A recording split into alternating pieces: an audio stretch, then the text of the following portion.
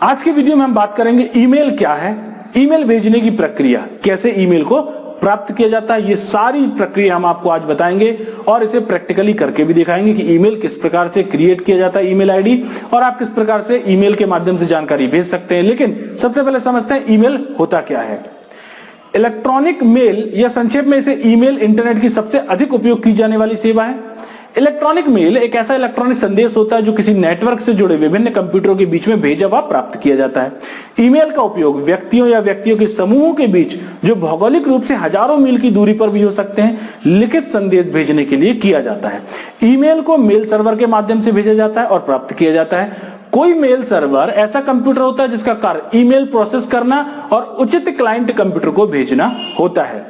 तो electronic mail या email आज के समय में डॉक्यूमेंट को एक स्थान से दूसरे स्थान पर भेजने की बहुत ही अच्छी प्रोसेस है, सरल प्रोसेस है। इसके माध्यम से आप किसी भी प्रकार की जानकारी, किसी भी प्रकार के डॉक्यूमेंट को आसानी से एक स्थान से दूसरे स्थान पर भेज सकते हैं, चाहे उसकी दूरी कितनी भी ज्यादा क्यों ना हो। तो ईमेल को किस प्रकार से प्रयोग किया जाता है, इसे किस प्रकार से हम आईडी क्रिएट करते हैं, किस प्रकार से मेल को भेजा जाता है, आइए देखते हैं इस वीडियो में। जैसा कि अभी आपको बताया ईमेल आईडी के बारे में, अब हम यहाँ पर देखेंगे कि किस प्रकार से आप अपनी ईमेल आईडी को क्रिएट करते हैं। तो ईमेल के लिए बहुत सारी वेबसाइट्स हैं जो आपको ईमेल आईडी क्रिएट करने की सुविधा प्रदान करती हैं। उनमें से एक है जीमेल आईडी, यानी कि गूगल की तरफ से प्रदान की गई ईमेल सर्विस। तो आज के वीडियो में हम देखेंगे कि किस प्रकार से आप अपनी जीमेल आईडी क्रिएट करते हैं, किस प्रकार से उसमें आप जानकारियों को भेजना है। कोई मैसेज आपको दूसरे व्यक्ति को भेजना है तो किस प्रकार से मैसेज सेंड किया जाता है, जो मैसेज रिसीव किए जाते हैं वह किस प्रकार से रिसीव किए जाते हैं। तो सारी जानकारी जीमेल आईडी से रिलेटेड आज के वीडियो में हम देखने वाले हैं।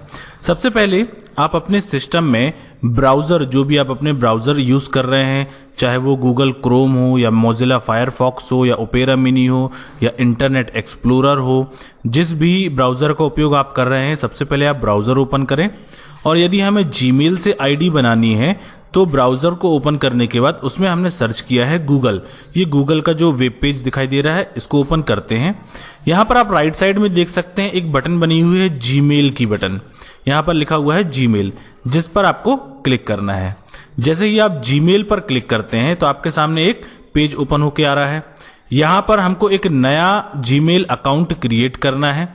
तो यहाँ पर जो ऑलरेडी अकाउंट बने हैं उनके नाम आपको दिखाई देंगे, लेकिन इसके अलावा यदि आप चाहते हैं एक नया अकाउंट क्रिएट करना, तो यहाँ पर एक ऑप्शन आपको दिखाई दे रहा है यूज अनदर अकाउंट, जिस पर हमको क्लिक करना होगा। यूज अनदर अकाउंट में जाने के बाद आप नया अकाउंट क्रिएट करना चाहते हैं तो उसके लिए यहाँ पर आपको बटन दिखाई दे रही है क्रिएट अकाउंट बटन।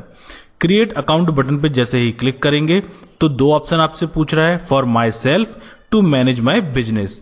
तो यहाँ पर गूगल ने एक नया ऑप्शन जोड़ा हुआ है फॉर माई सेल्फ, जो इंडिविजुअल आप अपने लिए बना सकते हैं, या आप कोई बिजनेस रन कर रहे हैं तो उसके लिए आप to manage my business account में जा सकते हैं। हमने यहाँ पर किया फॉर माई सेल्फ। एक फॉर्म आपको इस प्रकार से ओपन होकर दिखाई देने लगा।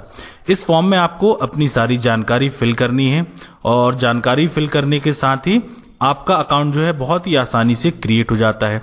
तो आइए देखते हैं किस प्रकार से हम जानकारी को यहाँ पर फिल करते हैं। जैसे यहाँ पर हमने एक आईडी क्रिएट करना स्टार्ट की। फर्स्ट नेम लिखना है सबसे पहले आपको, देन आपको लास्ट नेम लिखना है।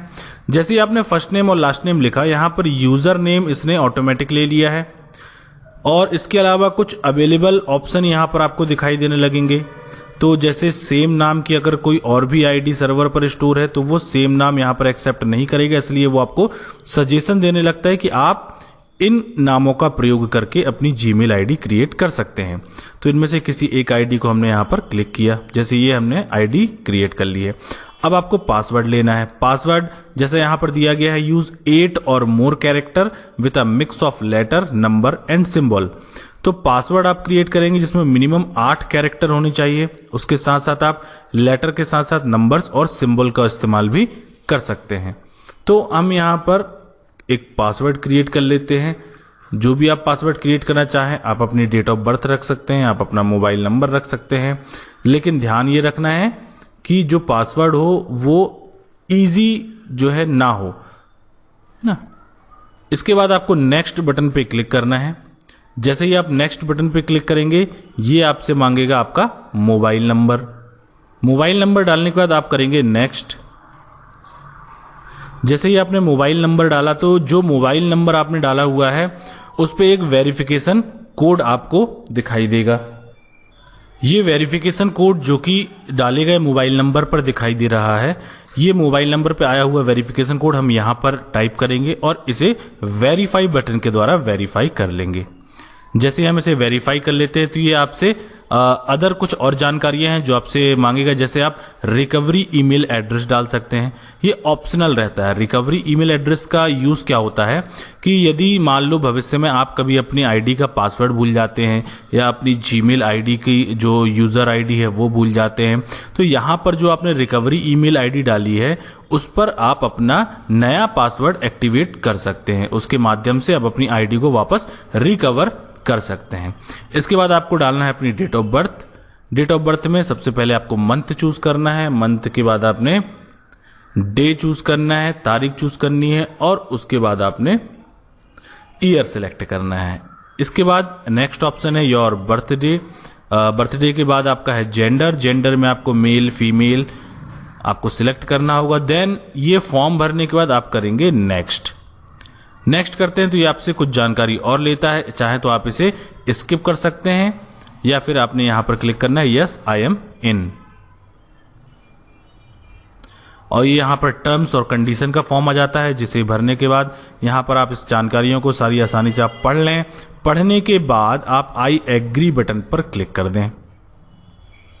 आई एग्री बटन पर क्लिक करते ही जो आईडी है वो आपकी आईडी क्रिएट हो चुकी है और ये आपको डायरेक्ट आपके जो जीमेल आईडी का फ्रंट पेज है, जो इसका मेन विंडो है, वहां पर ये आपको लेके जाएगा। तो जो आपके सामने अब दिखाई दे रहा है ये है आपका जीमेल आईडी का फ्रंट पेज, जिसमें आपको बहुत सारे ऑप्शन लेफ्ट साइड में दिखाई दे रहे हैं। सबसे ऊपर आपको दिखाई दे रहा है कंपोज बटन, उसके नीचे लिखा हुआ है इनबॉक्स, फिर स्टार्ट, स्नूज्ड, सेंट, ड्राफ्ट, ऐसे बहुत सारे ऑप्शन आपको यहाँ पर दिखाई दे रहे हैं। जैसे मोर ऑप्शन है, मोर पे क्लिक करेंगे तो और भी ऑप्शन आपको मिलेंगे, important, chat, schedule, all mails, spam, trash, है ना। तो अब यहाँ पर हम देखते हैं कि किस प्रकार से मेल क्रिएट किया जाता है, उसे किस प्रकार से आप किसी व्यक्ति को भेज सकते हैं और जो मेल रिसीव होते हैं वो कहाँ पर दिखाई देते हैं। तो सबसे पहले कंपोज बटन का प्रयोग क्या होता है ये देख लेते हैं। कंपोज बटन के माध्यम से जैसे ही आप कंपोज बटन पे क्लिक करते हैं तो आपके पास एक विंडो ओपन होकर आती है जिसमें आपको एक न्यू मैसेज का टाइटल बार दिखता है, जिसमें आपको लिखा रहता है टू ऑप्शन। टू का मतलब जिस व्यक्ति को आप ईमेल करना चाहते हैं उस व्यक्ति का ईमेल एड्रेस आपको यहां पर टाइप करना होगा जहां पर आपने टू लिखा हुआ है। तो यहां पर हम उस व्यक्ति का ईमेल एड्रेस लिख लेते हैं जिसे आपको मेल करना है। अब आप इसमें एक से ज्यादा ईमेल का प्रयोग कर सकते हैं। कैसे?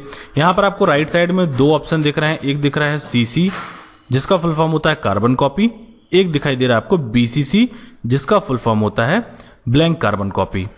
अब इन दोनों का यूज क्या होता है, जैसे यदि आप कार्बन कॉपी में क्लिक करते हैं, डबल सी में हमने क्लिक किया तो यहां पर आ गया सीसी और इसके आगे आप और भी लोगों के ईमेल एड्रेस ऐड कर सकते हैं।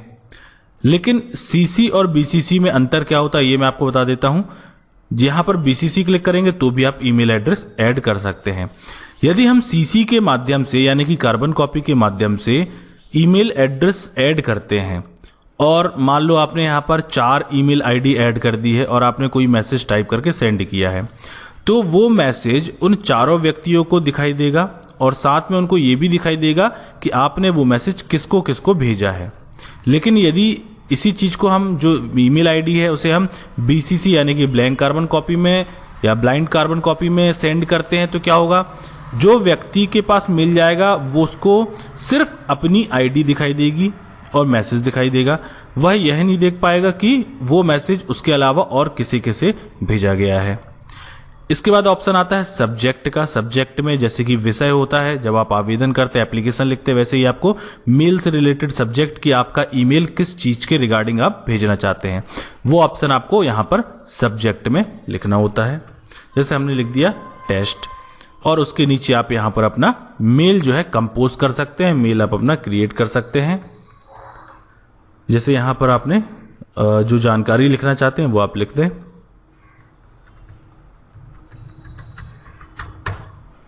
इसके बाद आप इस जानकारी को चाहें तो यहां पर नीचे आप देख सकते हैं कुछ ऑप्शन आपको दिखाई दे रहे हैं, जिसके माध्यम से आप इसकी फॉर्मेटिंग कर सकते हैं, इसे बोल्ड कर सकते हैं, इसका कलर चेंज कर सकते हैं। तो बहुत सारे ऑप्शन आपको जीमेल यहां पर प्रोवाइड करता है, फॉर्मेटिंग से रिलेटेड भी, कि आप अपने टेक्स्ट को बेहतर बनाकर किसी व्यक्ति को भेज सकते हैं। इसके अलावा यदि आप कोई फाइल अटैच करके भेजना चाहते हैं, वर्ड की, पावर पॉइंट की, एक्सेल की, यदि आप कोई फाइल अटैच करना चाहते हैं तो यहां पर एक अटैचमेंट का ऑप्शन आपको दिखाई देगा, attach file. Attach file option में आपको क्लिक करना है, जिससे आप डायलॉग बॉक्स में पहुंच जाएंगे। एक डायलॉग बॉक्स ओपन होकर आया। इस डायलॉग बॉक्स में जो भी जानकारी आप भेजना चाहते हैं, आप इसमें जोड़ना चाहते हैं, उस जानकारी को आपको यहां पर क्लिक करके ओपन करना होगा। जैसे ही आप ओपन करेंगे तो वो फाइल जो इसके साथ अटैच होके आ जाएगी। अब आपको करना सिर्फ इतना है कि आपको सेंड बटन पे क्लिक करना है। जैसे ही आप सेंड बटन में क्लिक करते हैं, ये देखिए यहां पर लिख के आ रहा है मैसेज सेंट। तो आपके द्वारा जो मैसेज आप भेजना चाहते थे, जिस आईडी में आप भेजना चाहते थे, वो मैसेज जो है उस आईडी में सेंड हो चुका है। अब आप देखना चाहते हैं कि आपके द्वारा भेजा गया मैसेज सेंड हुआ है या नहीं, तो ये जा सकते हैं आप कहां पर, सेंट ऑप्शन में। यदि सेंट ऑप्शन के अंदर आपको मैसेज दिखाई दे रहा है, मतलब आपका मैसेज सेंड हो चुका है। यदि वो मैसेज आपको ड्राफ्ट में दिखाई दे रहा है तो आपने अभी मैसेज को कंप्लीट नहीं किया है और वो मैसेज आपका बिना सेंड हुए बाय डिफॉल्ट ड्राफ्ट में जाके सेव हो जाता है। और यदि मैसेज जो है प्रोसेस में रहता है, सेंड नहीं हुआ होता है, तो वो आपको आउट बॉक्स में दिखाई देता है। इसके बाद इनबॉक्स का क्या यूज होता है। इनबॉक्स, जो भी मेल आपके पास आते हैं वो आपको इस प्रकार से यहां पर जैसे ये दिखाई दे रहा है, इनबॉक्स में जो मैसेज आया हुआ है, जैसे अभी सबसे पहला मैसेज दिखाई दे रहा है गूगल कम्युनिटी का, जिसको आप ओपन करेंगे तो कुछ इस प्रकार से मैसेज आपको शो होने लगेगा। तो जो भी मैसेज आप रिसीव करते हैं वो आपको दिखाई देंगे इनबॉक्स के अंदर, जो भी मैसेज आप भेजते हैं वो आपको दिखाई देंगे सेंट ऑप्शन के अंदर। तो इस प्रकार से आप जीमेल का बहुत ही आसानी से उपयोग कर सकते हैं। और जब आप जीमेल बंद करना चाहते हैं या आप अपनी आईडी से बाहर आना चाहते हैं तो इसको हमेशा जो है आप साइन आउट करके ही बाहर आइए, है ना। यदि आप इसे साइन आउट नहीं करेंगे तो नेक्स्ट टाइम जब भी आप लॉगिन करेंगे तो वो डायरेक्ट उसको लॉगिन कर देगा। यदि आप अपने सिस्टम में यूज नहीं कर रहे हैं, किसी और के सिस्टम में कर रहे हैं, कहीं साइबर कैफे में जाके आप यूज कर रहे हैं, तो आपकी आईडी जो है वो लॉगिन रहेगी। इसलिए जब भी आप सिस्टम को छोड़ें और आप अपनी आईडी को बंद करना चाहते हैं तो इसे आप हमेशा साइन आउट बटन पर क्लिक करके ही बंद करें, ताकि आपकी आईडी जो है वो बंद हो जाए पूरी तरीके से। नेक्स्ट टाइम जब भी आप आएंगे, इसे ओपन करना चाहेंगे तो ये आपसे क्या मांगेगा, ये आपसे उस आईडी का पासवर्ड मांगेगा। बिना पासवर्ड के आप इसे दोबारा लॉगिन नहीं कर पाएंगे।